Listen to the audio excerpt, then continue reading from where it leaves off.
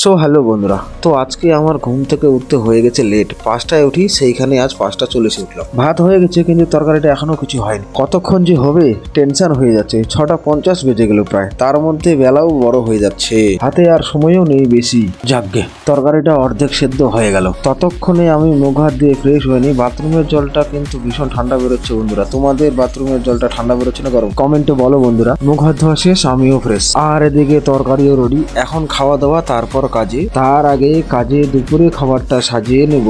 এই টিফিন দুটোতে রেডি করে রাখবো খাবার আমার আর ভাইয়ের জন্য। আগে যে কাজ করছিলাম বন্ধুরা, দুপুরে খাবার খেতে রুমে আসতাম, আর এখানে সেটা পারি না। তার জন্য টিফিন করে নিয়ে যেতে হয়। টিফিন রেডি করার পর রান্নাঘরটা ঝাড় দিয়ে পরিষ্কার করে নিই। অনেক নোংরা হয়েছে, জানোই তো বন্ধুরা। এখানে রুম ভাড়া দিতে হয়, খাওয়া দাওয়া খরচা করতে হয়, তাই জন্য নিজের কাজ নিজেকেই সামলাতে হয়। কত কিছু ম্যানেজ করে চলতে হচ্ছে এখানে। যাকে আমি আমার কাজকে ছোট মনে করি না, মন খুলে কাজ। আমাদের রুমের পশ্চিম দিকে পাহাড় আর পূর্বে রৌদ্র, কি সুন্দর দৃশ্য। আজ সকালবেলা খাওয়া দাওয়া শেষ করে আমি তো তৈরি কাজে যাওয়ার জন্য। হেলমেট নিয়ে বাইরে বেরিয়ে গেলাম। বাইরে পরতে হবে আবার জুতা। চলো বাইরে গিয়ে এখন পরি আমরা জুতা। এই জুতা মোজা পরে যেতে হবে কোম্পানিতে, কেননা কোম্পানি থেকে দেওয়া জুতা, জামা, হেলমেট, হাত মোজা এইসব নিজের সেফটির জন্য, আর এই সব পরেই কাজ করতে হয়। তৈরি আমি জুতা পরে, আর বাকিরাও বেরিয়ে গেছি কোম্পানির দিকে। ঠান্ডা হালকা কুয়াশা ভরা সকালের মজা। এইভাবেই চলুক আমাদের ছোট ছোট গল্প।